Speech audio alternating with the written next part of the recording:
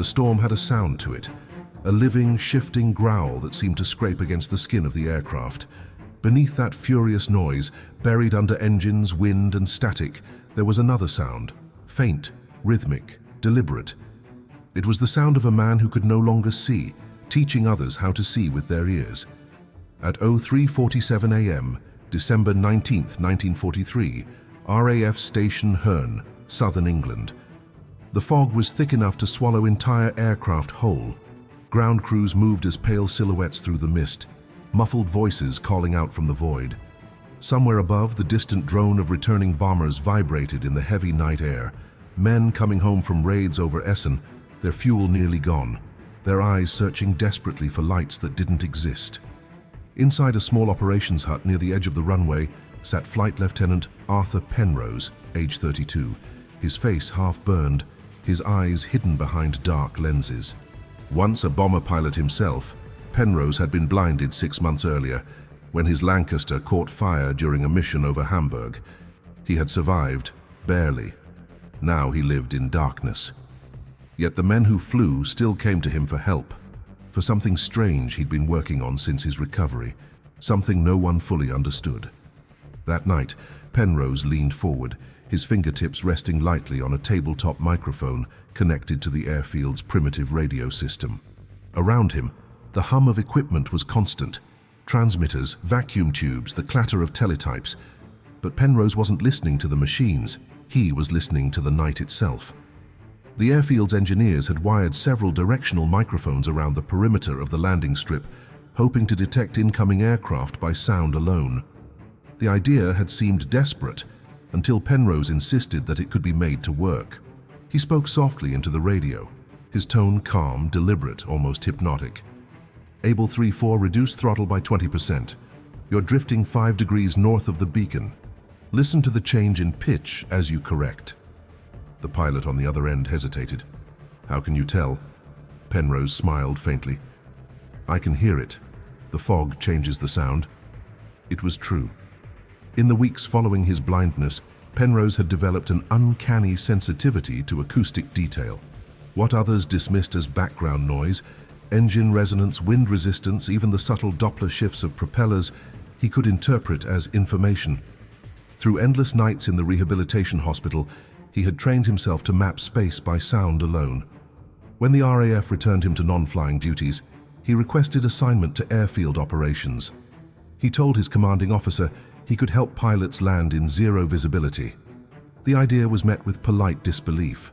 But Herne had lost 3 bombers to fog in just 1 month, and desperation has a way of opening doors. By early December, Penrose had built a crude acoustic guidance system with the help of a radio technician named Peter Havelock, a thin, chain-smoking 24-year-old from Manchester who spoke in quick bursts of nervous enthusiasm. Together they rigged an array of microphones to amplify and filter the approach of incoming aircraft, converting subtle sound gradients into audible cues transmitted back to the pilots. The pilots, in turn, would adjust course by listening to how their own engines interacted with the transmitted echo patterns, a feedback loop of sound guiding sound. On paper, it was madness. In practice, it was working. That night, Penrose's voice pulsed through the ether, a steady human metronome against chaos. Diot over the outer marker now, keep her level. Listen, there's a drop in your left prop frequency, you're fighting a crosswind. The pilot of Able 3-4, a Canadian named Sergeant Mark Holloway, had sweat running down his back despite the cockpit's bitter cold. His instruments were nearly useless, the altimeter unreliable in the pressure drop, the artificial horizon flickering. He trusted only the voice on the radio. Ease left, said Penrose. Now hold it. You'll hear the difference in the roar, that's your center line. Through the static, Holloway could just make it out, a subtle deepening of tone as his engines aligned with the invisible runway. Penrose pressed the transmitter again. Cut throttle. Let her sink. You'll hear the wind ease when you're over solid ground. And then, through the fog, came the thud of tires against earth. A perfect landing. The control hut erupted in cheers. Someone clapped Penrose on the shoulder, but he barely moved. He was still listening for the next engine, the next life returning home. Over the following weeks, Penrose's sound trick, as the pilots called it, became an unofficial system at Herne. Crews returning from raids requested the blind man's guidance. The method spread quietly to other airfields, RAF Dunsfold, then Tangmere, then an American base in Suffolk. Engineers tried to decode what he was doing, but no one could quite replicate his instinct. Penrose didn't read dials or formulas. He felt vibrations through his fingers, the way the sound shifted as fog thickened or thinned. He described it as hearing the shape of the air. It wasn't without risk. On January 8, 1944, a test landing using his technique went wrong. The microphones had iced over, distorting frequencies. A mosquito overshot the runway and broke apart, killing both pilots, Flight Lieutenant James McWhirter, age 26, and his navigator Alan Ross, 23. Penrose was devastated. He spent 2 nights alone in the operations hut replaying the recordings, tracing every nuance of the soundscape, searching for the exact moment it went wrong. Havelock found him the next morning, pale and shivering, whispering to himself, "I should have heard it sooner." Instead of abandoning the project, Penrose insisted on redesigning the array. He replaced the standard microphones with heated casings made from scavenged engine parts. He and Havelock modified the filters to emphasize harmonic differences rather than raw volume, allowing him to track approach vectors even through interference. It was crude, but it worked. By February, reports showed that Herne had reduced fog-related accidents by 70%. For comparison, other bases still averaged 1 lost aircraft per week due to weather. Pilots began to describe a strange phenomenon. They claimed they could sense when Penrose was the one guiding them. His voice, calm and deliberate, carried a weight of certainty no instrument could match. When Group Captain Wilfred Havisham visited the base in March to investigate, he watched in disbelief as Penrose guided 2 separate aircraft to safe landings in complete whiteout conditions. Havisham ordered the system documented and classified. Officially, it became known as the Penrose Acoustic Guidance Experiment. Unofficially, the crews called it the Blind Landing. But bureaucracy has little patience for miracles it doesn't understand. When American engineers arrived to study the setup, they dismissed it as anecdotal nonsense. Human bias, not science, one report read. Reliability dependent on individual perception, non-reproducible. The Air Ministry quietly shut it down, preferring to invest in radar-based landing aids instead. Penrose was reassigned to a rehabilitation post near Portsmouth, yet the pilots didn't forget. Many who had flown under his guidance swore that his voice had saved their lives. They described it as an auditory horizon, something that made sense when every instrument failed. And when, 2 years later, a new instrument landing system began using low-frequency audio signals to help pilots align their approach, some recognized familiar notes in its design. Penrose's idea had been absorbed, stripped of his name, but not his spirit. In the years after the war, Arthur Penrose withdrew into quiet life. He taught blind veterans how to navigate by sound, never mentioning the nights at Herne. He lived simply, married a nurse named Evelyn, and kept an old transmitter on his desk. Sometimes when the wind picked up, he would turn it on and listen, not to the present, but to echoes of the past, engines fading through fog, the heartbeat of men returning home. He never saw them land, but he always knew when they had. The years that followed the war seemed to move in silence for Arthur Penrose, though he lived surrounded by sound. In the coastal town of Bournemouth, he rented a small cottage that overlooked the channel, the kind of place where sea air carried a permanent scent of salt and rust. To neighbors, he was simply the blind gentleman with the radio. Every morning before dawn, he would sit by the open window with his fingers tracing the metal ridges of an old RAF transmitter, listening to the hum of distant ships, gulls and static that only he seemed able to decipher. He said the world still spoke, if one knew how to listen. But the war had left more than silence behind. In late 1946, Penrose began receiving letters from former pilots he had guided through fog. The first came from Sergeant Mark Holloway, the Canadian who had landed blind that December night. The letter was written in careful, blocky handwriting. "You probably don't remember my voice, sir, but I remember yours. When I fly now, I still listen for it in my head. I'm alive because of what you heard." Others followed, dozens, then hundreds. Some came from airmen who had since become commercial pilots.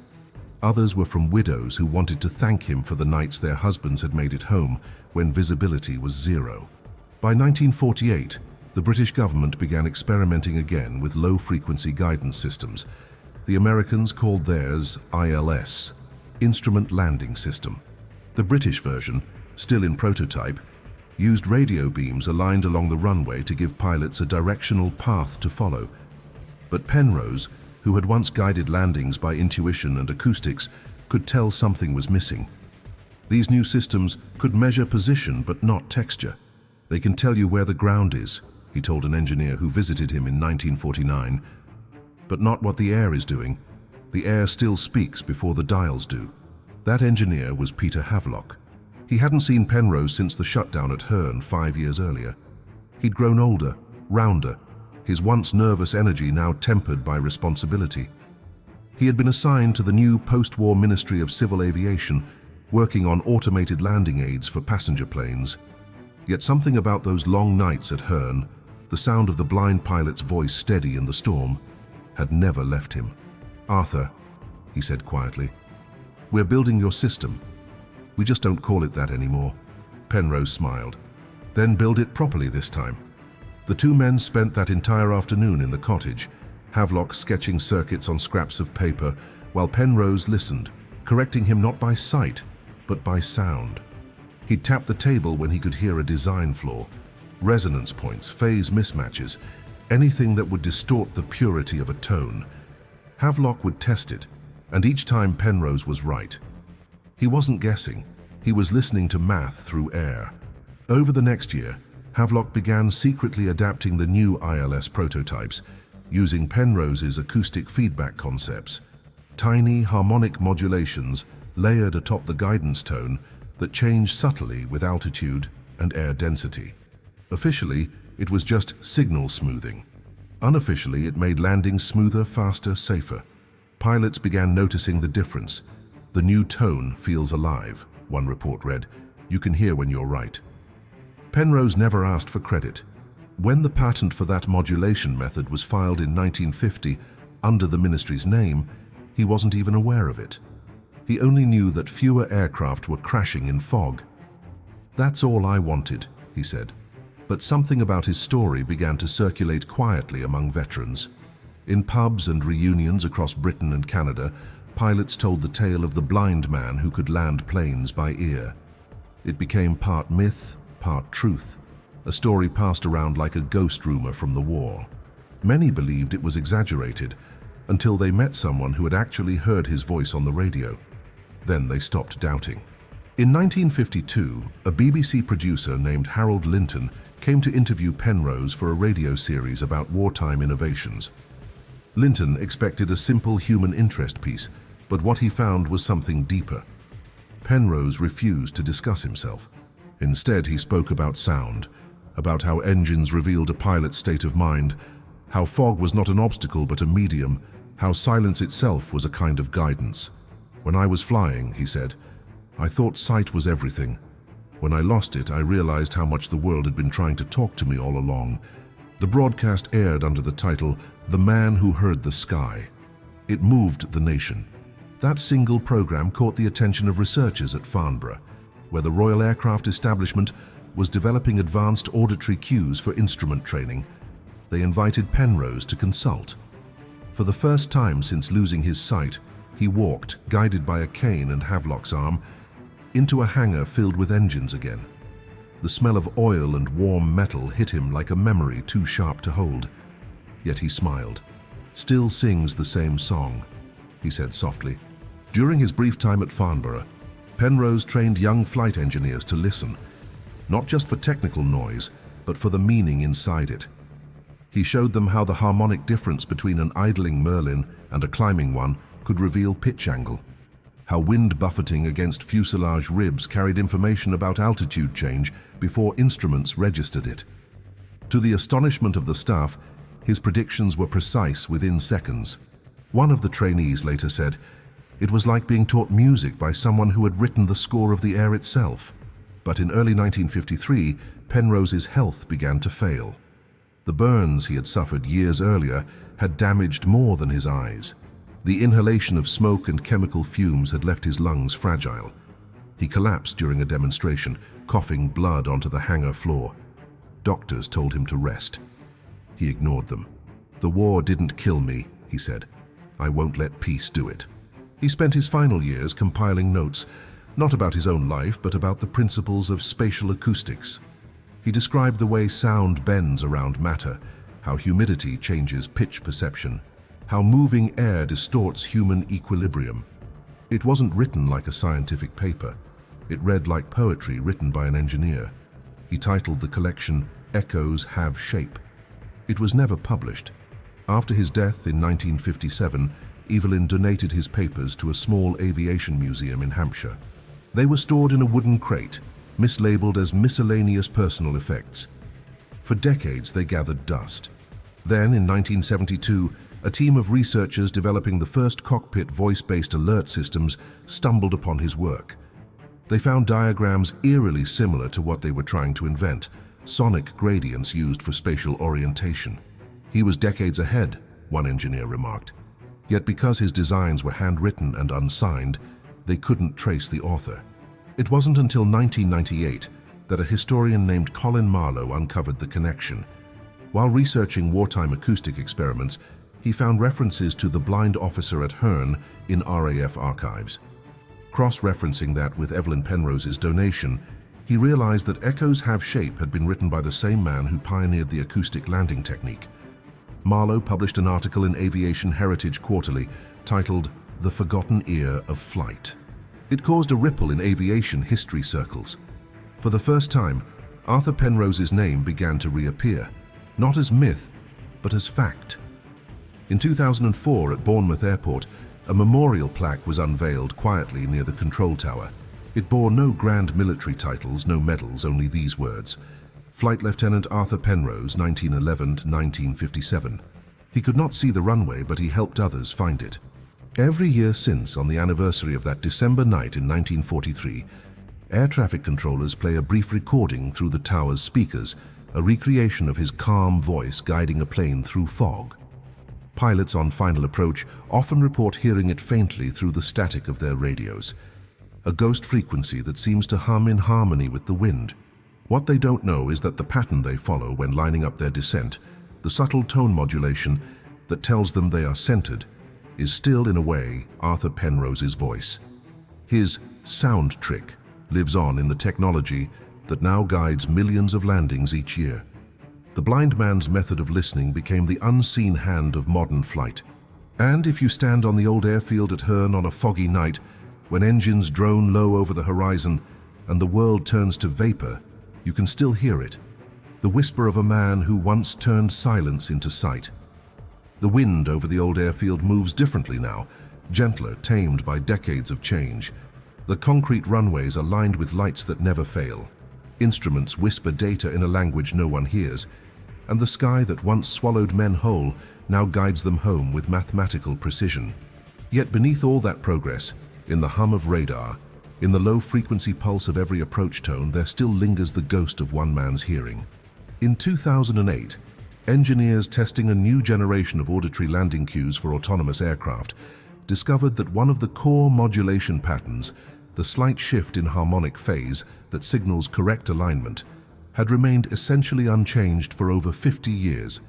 When they traced the technical lineage back, it led to early post-war research done by the Ministry of Civil Aviation, and from there, further still, to the undocumented field notes of a blind flight lieutenant at RAF Herne. The discovery reached no headlines, but inside the small world of aviation historians, it confirmed what many had long suspected, that the invisible architecture of modern flight was built partly on the instincts of a man who could no longer see. At Bournemouth's small memorial garden, Evelyn Penrose's ashes rest beside her husband's. She had lived long enough to hear the first digital navigation system announce its own approach tone, a clear electronic hum that filled the cockpit with what one pilot called a sound that feels like home. When she heard it for the first time, she whispered, "Arthur, they finally caught up. She died a few months later, smiling in her sleep. Today, his legacy is not measured in medals or citations. There were none. But in the unbroken rhythm of safe landings, in the unseen moments when a pilot descends through fog and listens, trusting the quiet voice in the machine. Somewhere, between the noise of engines and the pulse of guidance tones, lies the echo of that December night in 1943, when one man in darkness helped others find the ground. History has a way of forgetting the quiet ones, the innovators who never claimed their work, the healers who never signed their names. Yet their impact endures in the simplest human act: survival. Arthur Penrose didn't invent sound. He reminded the world to hear it. In the end, that was enough. If you could stand in that operations hut again, feel the vibration of the transmitter under your fingertips, hear the faint hiss of fog seeping through the walls, you might imagine him there, his head tilted slightly, listening to something beyond the reach of others. You might realize that his story isn't just about flight or war or invention, but about what it means to find clarity inside darkness. For every pilot who has ever broken through cloud cover to see the runway lights flare to life, for every passenger who has felt the gentle bump of wheels against earth in a storm, there is a trace of him in that moment, a man who proved that vision is not the same as sight.